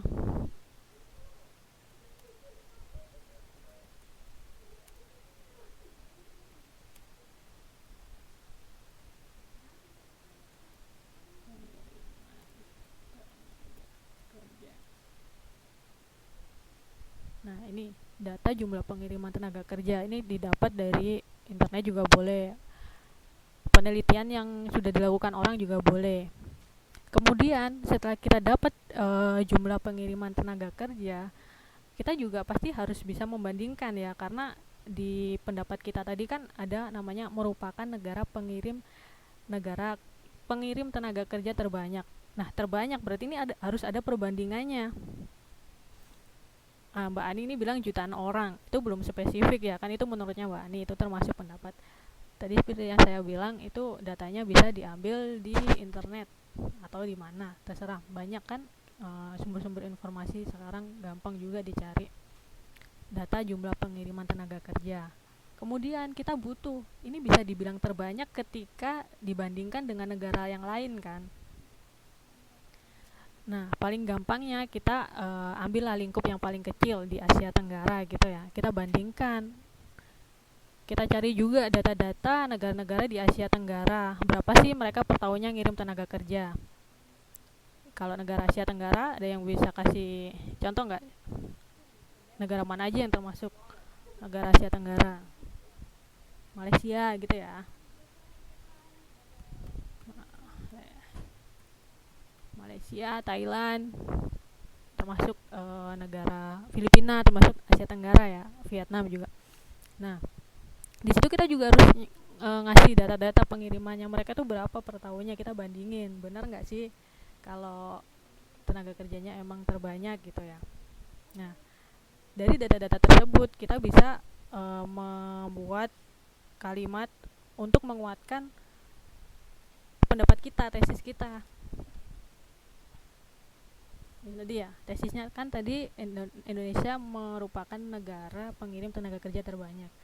Argumentasinya, mamanya tadi bilang datanya dari diambil dari mana gitu, jumlahnya berapa per tahun. Kemudian argumentasi kedua dibandingkan dengan negara-negara di Asia Tenggara kayak Singapura, Filipina, Vietnam dan lain-lain. Kemudian ada argumentasi lain kayak apa ya? Kayak apa coba? Data lain selain data pengiriman, membandingkan dengan negara-negara di Asia Tenggara.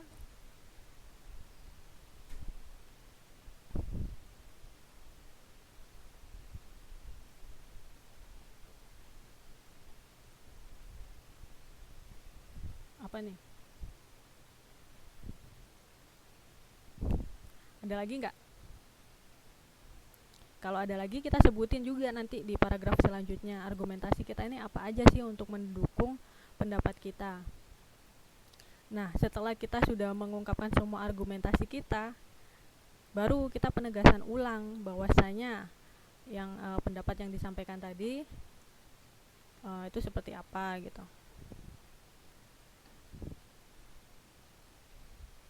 Itu ya.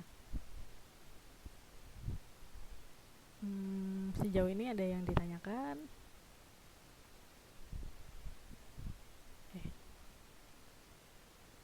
Ini ya tadi saya rangkumannya nih, teks eksposisi adalah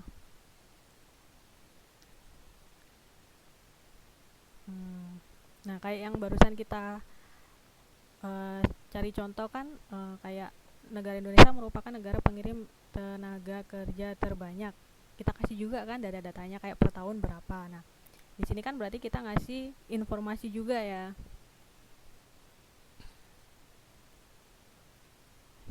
Ngasih informasi mengenai berapa tenaga kerjanya yang banyak. Karena definisi dari teks eksposisi sendiri kan merupakan karangan yang terkandung sejumlah informasi.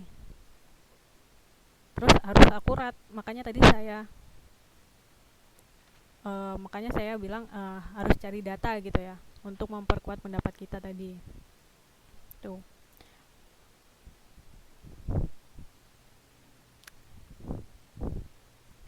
Ada yang mau ditanyakan nggak sejauh ini? Jadi setelah 3 kali pertemuan ini kita udah belajar ya mengenai teks laporan, teks prosedur kompleks, dan yang hari ini kita belajar mengenai teks eksposisi. Dari macam-macam teks ini ada yang ditanyakan nggak, atau udah pada paham nih? Kalau ada yang ditanyakan, aduh saya kurang paham nih mengenai yang teks laporan kemarin gitu, bisa ditanyain.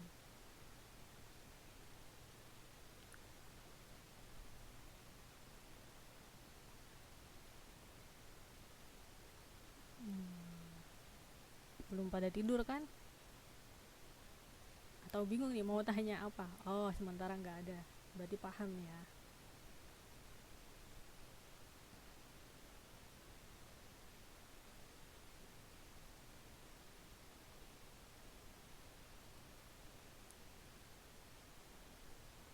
Oke, kalau udah paham saya kasih tugas nih ya. Nggak, belum.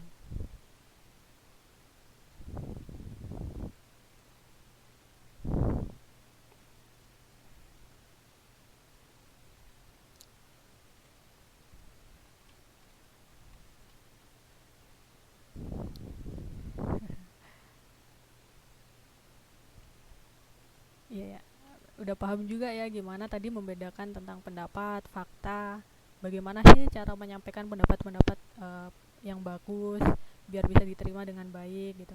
Nggak sekedar cuman pendapat, jadi kita harus ngasih apa tadi?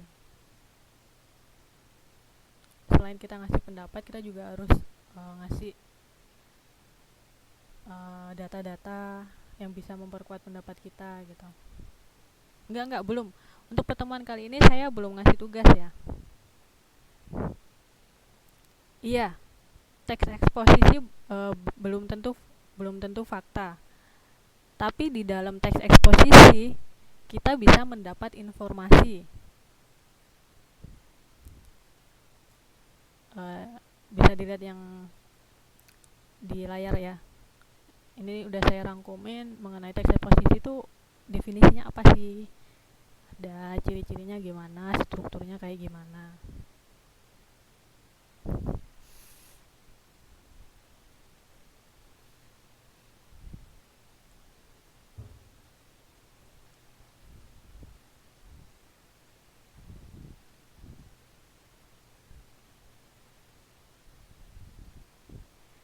Uh, tapi kira-kira sudah bisa membedakan ya mana teks laporan, mana teks prosedur kompleks, mana teks eksposisi.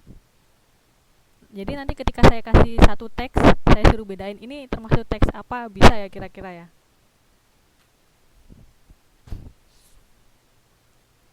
Jadi nanti minggu depan nanti saya kasih teks, terus kita bahas sama-sama, kita membedakan dari 3 kali pertemuan ini. Kan saya mau menjelaskan teks laporan, teks prosedur, sama teks eksposisi. Nanti pertemuan selanjutnya saya kasih teks, kita bedain ini termasuk teks apa gitu ya.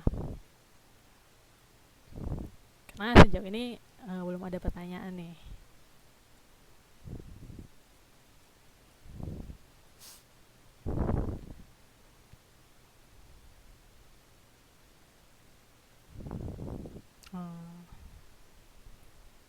Kalau nggak ada pertanyaan, untuk pertemuan kali ini saya akhiri sampai di sini ya, Mbak. Boleh ya? Karena udah malam juga, udah waktunya udah habis juga nih.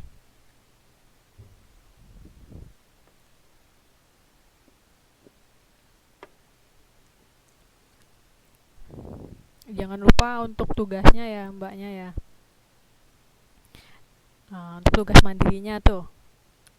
Sejauh ini saya belum ngasih tugas, tapi jangan lupa untuk tugas mandirinya, Mbak ya. Semangat. Kalau ada yang kurang paham nanti bisa ditanyain. Kalau gitu saya akhiri, Mbak ya. Terima kasih untuk Mbaknya udah datang, udah nyempatin waktunya untuk malam ini masuk ke kelas. Semoga ilmunya bermanfaat. Assalamualaikum warahmatullahi wabarakatuh.